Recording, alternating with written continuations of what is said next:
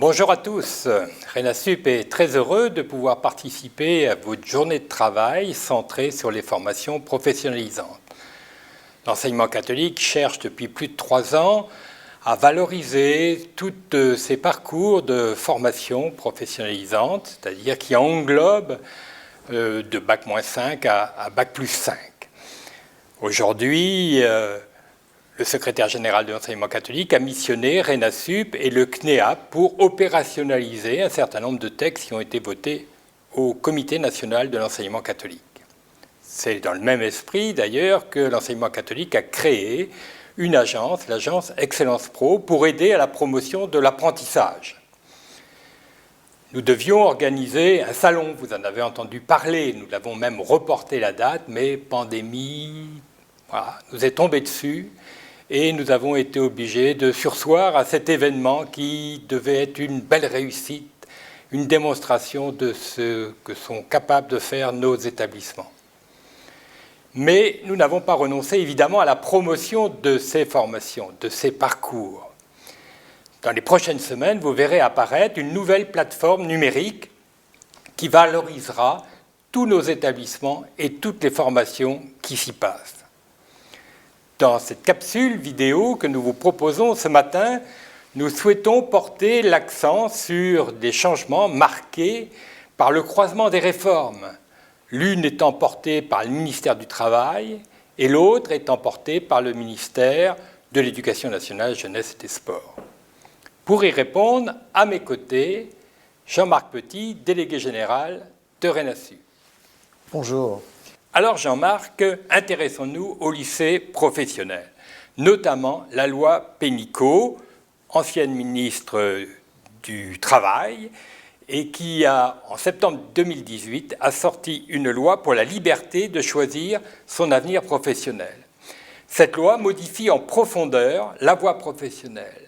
Quel est, à ton avis, le dispositif le plus innovant que l'on trouve dans cette loi ?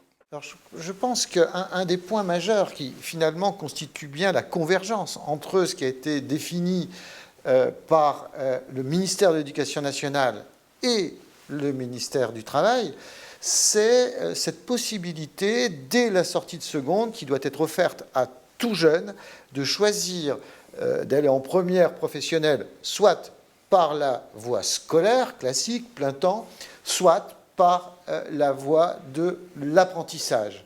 C'est vraiment quelque chose qui est symbolique de ces changements. Être capable, dans la voie professionnelle, de répondre à des jeunes qui ont finalement des profils différents, des niveaux de maturité différents, des objectifs différents.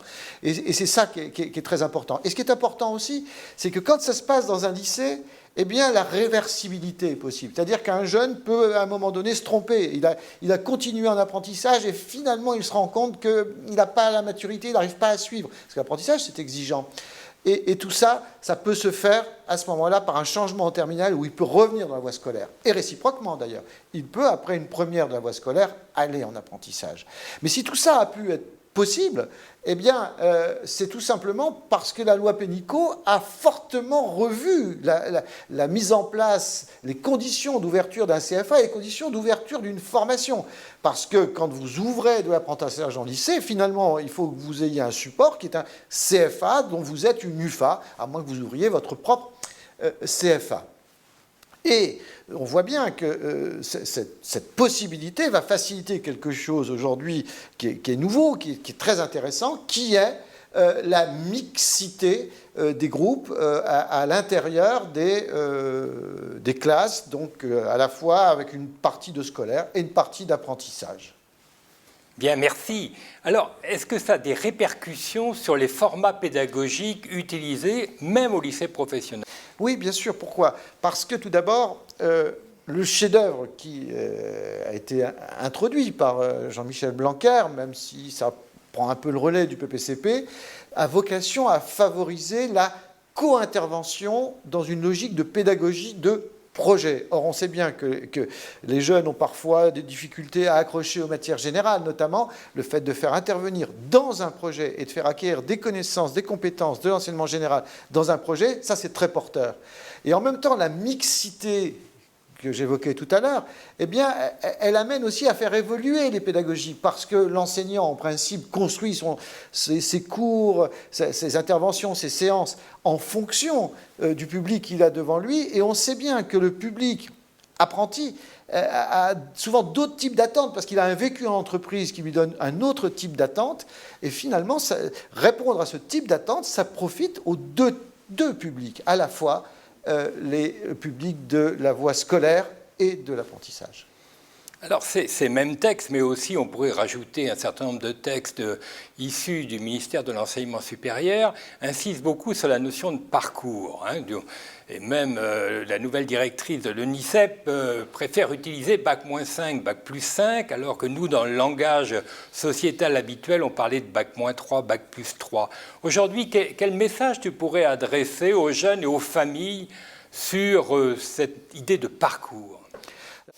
Ces mêmes textes incitent beaucoup sur l'accompagnement d'un jeune dans son parcours d'orientation, en lui offrant également des possibilités qui vont toujours être ou de s'insérer professionnellement ou de poursuivre. Il était important de bien construire des dynamiques qui permettent d'aller effectivement du Bac-5 vers le Bac+5, parce que la voie professionnelle doit être une voie d'excellence vécue.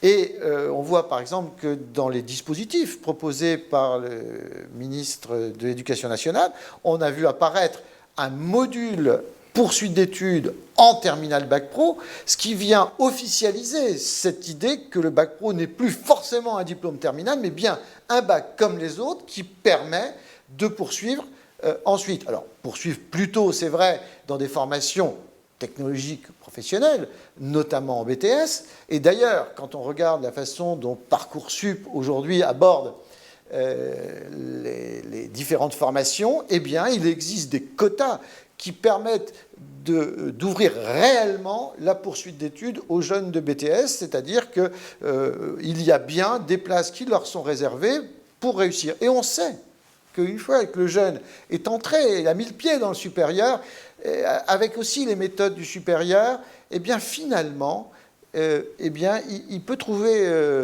appétit et trouver d'autres lieux pour une poursuite d'études.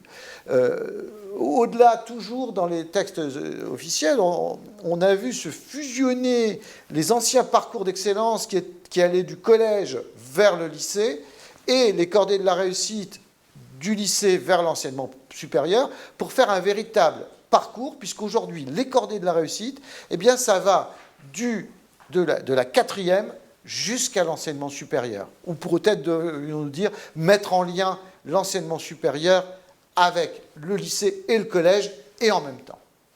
Donc c'est quand même très encourageant pour nos jeunes et nos familles de réaliser un parcours. Mais est-ce que l'enseignement catholique, justement, répond et va être en capacité de répondre à ce double défi, celui de l'alternance et celui d'un parcours qui le conduirait au moins jusqu'en Bac+3 dans l'enseignement catholique ? En regardant les chiffres, on voit qu'il y a eu une forte croissance de l'apprentissage dans l'enseignement catholique au cours de ces 2 dernières années. Je pense que ça tient notamment au fait que nos CFA historiques, en relation avec les directions diocésaines, ont su construire toutes les conditions permettant de faire émerger l'apprentissage dans nos différents établissements. Beaucoup d'établissements qui ne faisaient pas d'apprentissage ont pu rentrer dans l'apprentissage grâce à une démarche d'incitation et d'accompagnement menée par nos institutions et nos CFA qui ont su s'adapter. Par ailleurs, nous avons également de longue date, mais nous poursuivons le travail sur les cordées de la réussite avec la Fondation Saint-Mathieu, puisque nous proposons de soutenir tous ces projets qui donnent de la perspective aux jeunes qui entrent dans la voie pro, c'est-à-dire cette perspective d'aller vers l'enseignement supérieur.